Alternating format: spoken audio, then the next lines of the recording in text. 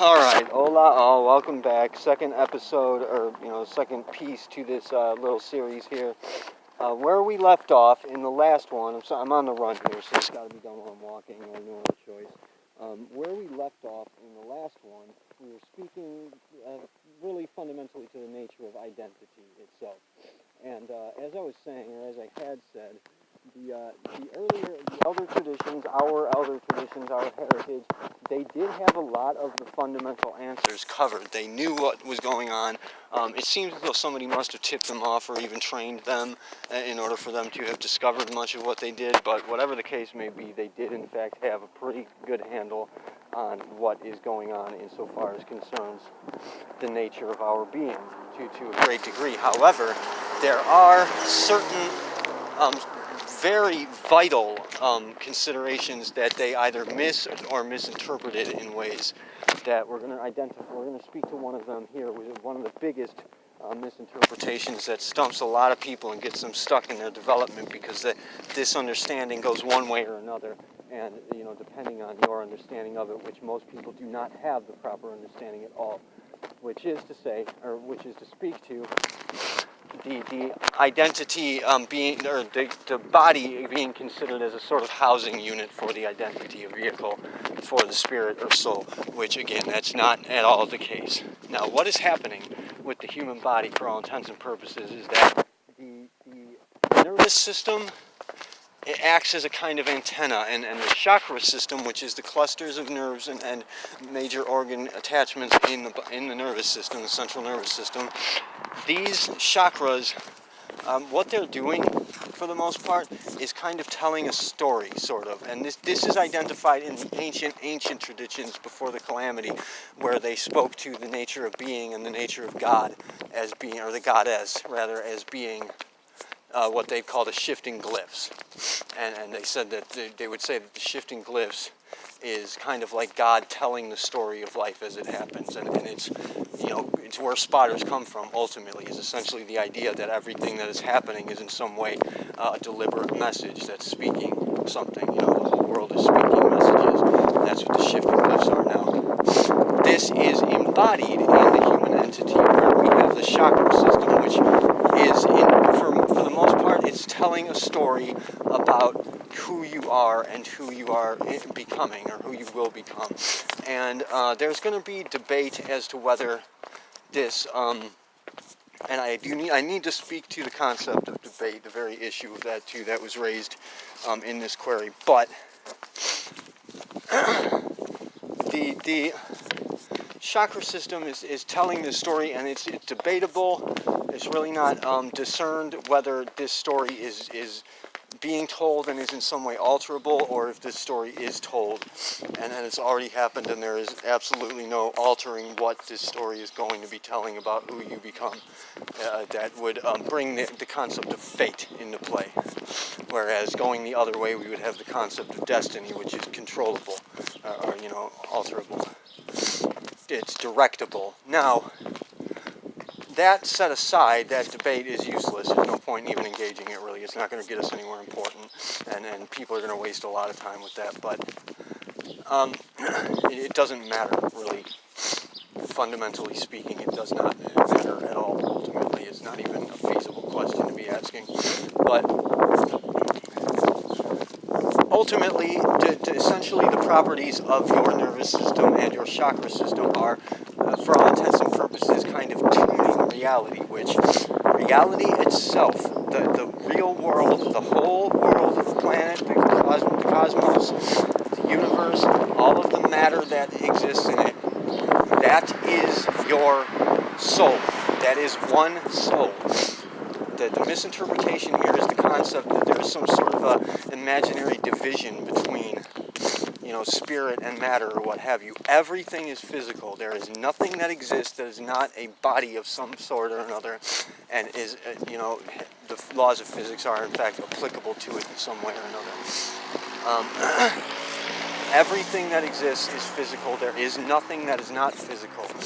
It is physical reality, a consciousness existing in the properties of physical reality itself.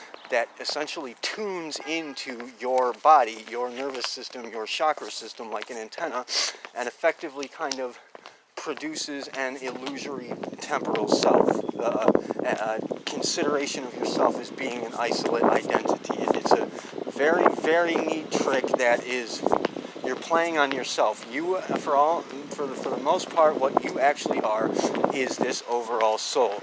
You are just kind of using the mechanics of this body and its properties to ultimately kind of convince yourself that you are in fact something else separated from it, and you are existing on your own as an individual, which is in fact not even fucking plausible, let alone possible. Now, where are we going from there? So yeah, the mind and the body are one. They exist interchangeably. They are indivisible.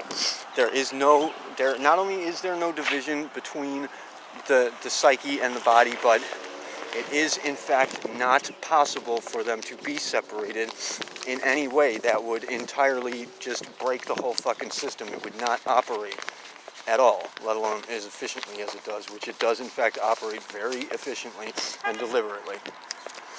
So from there, we move on to, that was speaking of the ghost values. That was speaking of the NPCs, where I said that obviously now you'll be aware, if you take what I'm saying as some level of discernment of truth. I assure you it is in fact the case. You don't have to believe me if you don't want to, but then again, I don't want you to believe me. I want you to investigate and find this for yourself, because it is important. It's going to alter your outlook in so many ways and improve your very understanding to a great degree. A lot for you to move further in your personal development. Further than what we're speaking to here. This is not the answer. This is a distraction, what we're talking about, this Sandhi Nirvana. It's not a bad thing, but it's not the real thing. So anyways, yeah, and there cannot be NPCs. What there are is people who have ghost values in their system that have kind of gotten to the point where it's effectively these values are manipulating the person.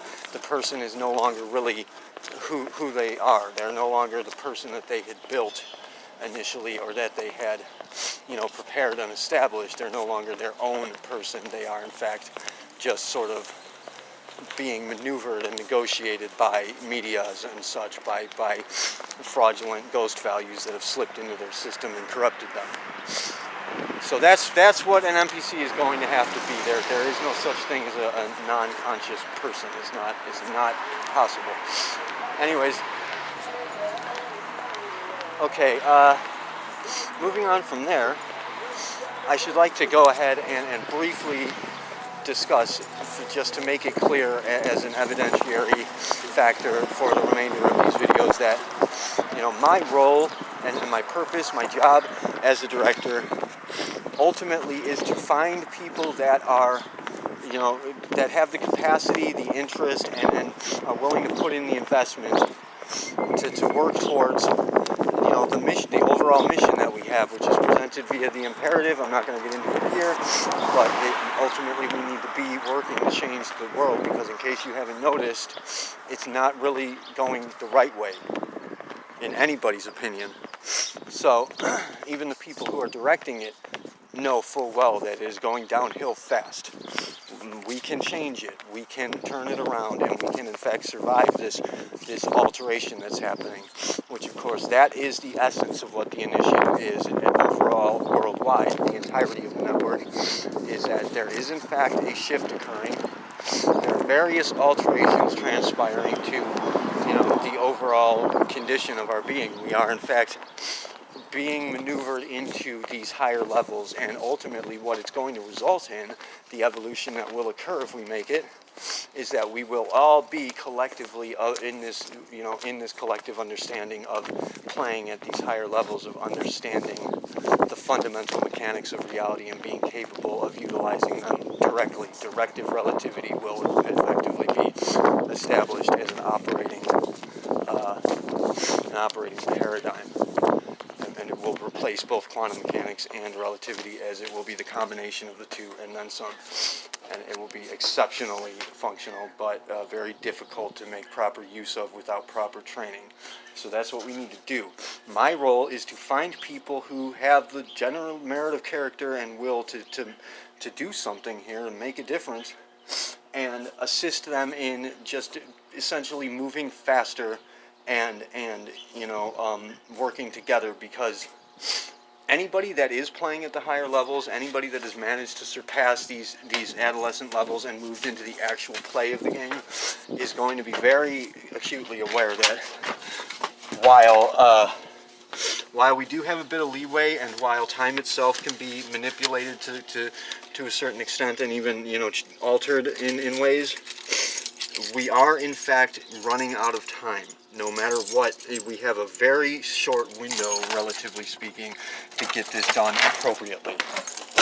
And by appropriately, I mean we need to have everyone on the same page, understanding the actual happening reality to some extent at least, and developing themselves in such a way as to move into these higher levels of play altogether, and essentially establish that understanding so that we can effectively share it with the communities that are now aware of it, make them aware so that everybody is playing by the same rules and understands what is actually happening. Now, something else that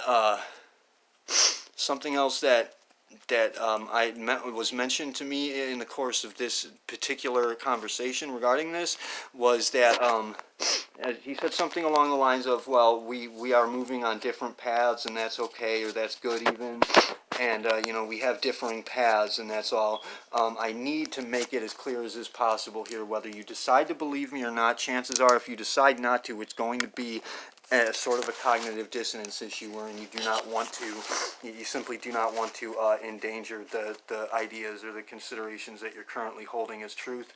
But I need to make it as clear as is possible that is not, that again, just as the NPCs, is not really a determinable possibility.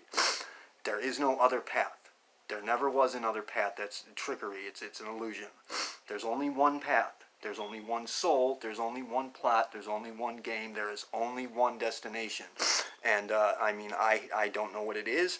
The further that I move into this, the higher I progress, the faster I move, the faster I progress, and the more and more and more it keeps evolving, it keeps getting more convoluted, it keeps getting more impressive, it keeps getting more functional and astoundingly provocative. It just keeps advancing and evolving, and honestly, at this point, it's beginning to very seriously appear as though there is no end.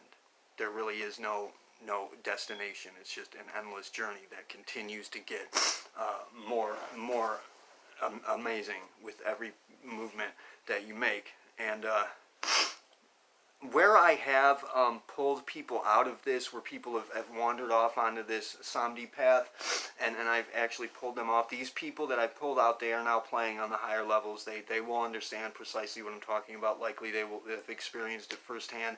It does actually, a lot of this becomes just obvious common sense. There are things that will light up for you, and the world will change before your eyes. You'll begin to notice things that are essential and alter your understanding in massive ways, but you're going to feel as though you have no idea how you could have missed it to begin with. But seriously, you are at this point going to be incapable. It's going to be invisible to you. You can't comprehend it, so it doesn't exist for you, period. And you are going to firmly believe that you have found the destination, that you're at the goal.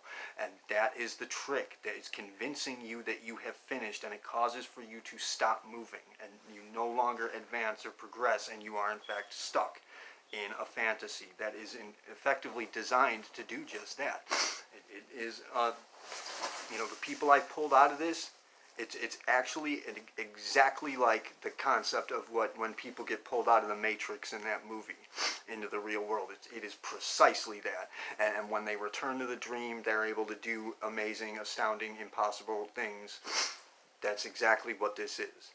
You are in the fucking Matrix right now, and I can pull you out, but you gotta help me. You gotta give me a little bit of leeway here. You cannot continue to repeat the same old ways that you always have since childhood and cling to your beliefs as though they're they define you. They do not define you.